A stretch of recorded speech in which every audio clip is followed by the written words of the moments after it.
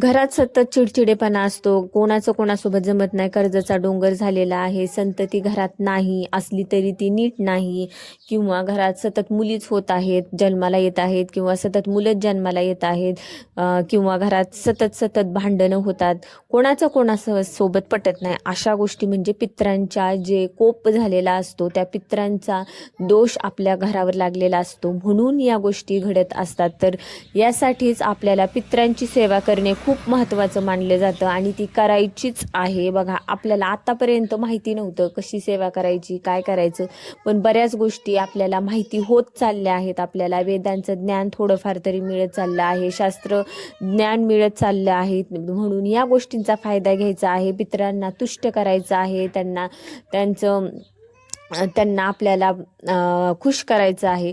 तर यासाठी आपल्याला सगळ्यात महत्त्वाचं, सकाळी लवकर उठल्यानंतर आंघोळ केल्याबरोबर आपल्याला पितृतुष्टीकारक स्तोत्र म्हणायचं आहे आणि त्याच्यासाठी आसन वेगळं ठेवायचं आहे. ते आसन पुन्हा कशासाठीच वापरायचं नाही, फक्त ते आसन हे स्तोत्र रोज वाचताना त्या गोष्टीसाठीच वापरायचं आहे. आणि तुमचं काम झालं, स्तोत्र म्हणून झालं की ते फोल्ड करून एका साईडला ठेवायचं, नंतर त्याला टच किंवा स्पर्श करायचा नाही. आणि त्यानंतर स्तोत्र म्हणून झालं की लगेच हातपाय धुवायचे आणि एक चूळ भरायची आणि त्यानंतर दुसरी कामं करायची आहेत आपल्याला. ठीक आहे, तर हे झालं एक उपाय झाला पितरांना खुश करण्यासाठी. बघा, ह्या गोष्टींनी खूप खूप फरक पडतो. आपल्याला वाटत जरी असलं हा साधा आणि सोपा उपाय आहे, मग 10 मिनिटाचं काम आहे, आपण हे करू शकतो. आणि डेली करायचं आहे आपल्याला. हे पितृतुष्टीकारक स्तोत्र जे आहे आपल्याला रोज वाचायचं आहे. आणि बघा, हे जर तुम्ही रोज वाचन केलं स्तोत्र, तर आपल्याला नारायण नागबळी करायची सुद्धा गरज नाही. बघा, नारायण नागबळी करणं तर गरजेचं आहेच, पण यथाशक्ती कुणाला जमत नाही इतक्या लांब जाणं, किंवा त्र्यंबकेश्वरला जा, तिथे एवढा पैसा खर्च करा, एवढ्या लांब जाऊन. प्रत्येकाची यथाशक्ती असेलच असे नाही, पण आपण घरी बसून हा उपाय करू शकतो. रोज हे स्तोत्र तुम्ही वाचू शकता आणि पितरांना खुश करू शकता. बरेच दोष कमी होतात यामुळे. तर बघा, प्रत्येकाला दुःख आहे, काही ना काही आयुष्यात अडचणी आहेत, पण त्याला आपल्याला सामोरे जाऊन सगळ्या गोष्टी करायच्या आहेत. कोणत्याही सुखाला, कोणत्याही दुःखाला आपल्याला पाठ दाखवायची नाही. आपल्याला त्या गोष्टीसोबत लढायचं आहे, पण ती लढण्याची ताकद आपल्याला हे उपाय करून किंवा देवावर श्रद्धा विश्वास समर्पित भावानेच होते. त्यामुळे या गोष्टी नक्की करा. आणि त्यानंतर बघा, अमावस्या असो पौर्णिमा असो, या 2 दिवशी आपल्याला पितरांना पितृतर्पण करायचं आहे आणि हे 100% करायचंच आहे. तर बघा, प्रत्येक अमावस्या पौर्णिमेला हा उपाय आपल्याला करायचा आहे. उपाशी पोटीच हा उपाय करायचा असतो आणि रोज केला तरी चालेल, असं काही नाहीये की अमावस्याला किंवा पौर्णिमेलाच केला पाहिजे. रोज केला तर अतिशय उत्तम आणि उपाशी पोटीच करायचा आहे.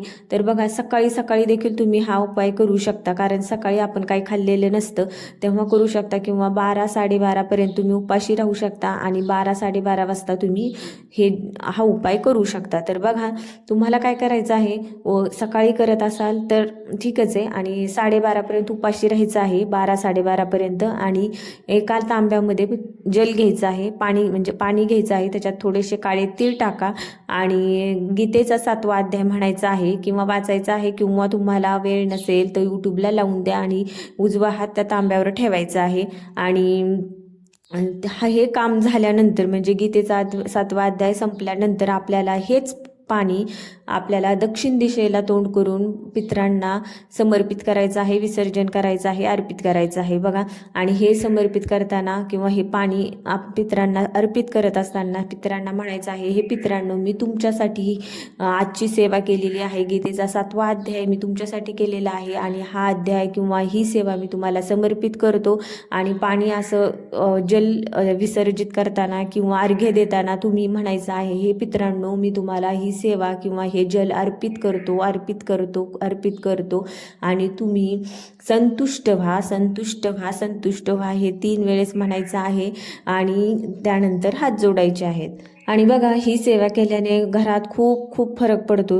बरेच दोष कमी होतात आणि जेव्हा तुम्ही निरंतर एखादी गोष्ट करता तेव्हाच त्याचा फरक जाणवतो आपल्याला. 1 दिवस करायचं, 10 दिवस सोडून द्यायचं, 4 दिवस करायचं, 8 दिवस करायचंच नाही, असं करायचं नाही. निरंतर सातत्य ठेवायचं कोणत्याही गोष्टीमध्ये आणि याचा फरक 100% जाणवतो. आणि घरात बघा तुमच्या घरात भांडणं असतील तर ते भांडणं कमी होणार, कटकटी सगळं कमी होणार, कर्जाचा डोंगर असेल तर ते कमी होणार, किंवा संततीचे प्रश्न असतील, काही काही घरात काय होतं माहिती का, मुलगा आहे पण त्याला व्यसन आहे कसलं तरी, किंवा ते खूपच रागिष्ट आहे, असे दोष जे असतात ना ते बऱ्यापैकी कमी होतात. घरात शांतता नांदायला सुरुवात होते. एकदा करून बघा.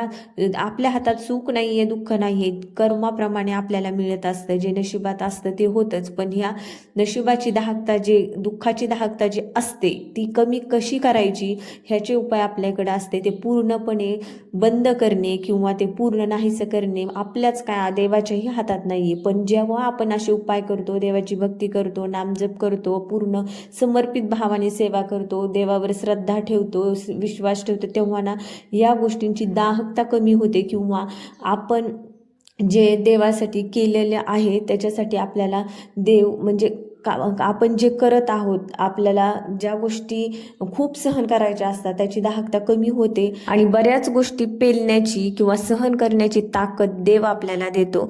तर बघा ह्या सेवा नक्की करायच्या आहेत आपल्याला. असं नाही की एकदा करायचं पुन्हा करायचंच नाही, काही फरकच पडत नाही. फरक पडतो, 100% फरक पडतो निरंतर गोष्टी करत राहिल्यावर. आणि ह्या नक्की करा. तुम्हाला आजचा व्हिडिओ कसा वाटला ते सांगा. चॅनलला सबस्क्राईब करा आणि व्हिडिओ आवडला तर तुमच्या मित्रांपर्यंत शेअर करा. चला तर भेटूयात नंतरच्या अशा एका नवीन माहिती सोबत. तोपर्यंत धन्यवाद. श्री स्वामी समर्थ. रामकृष्ण हरी.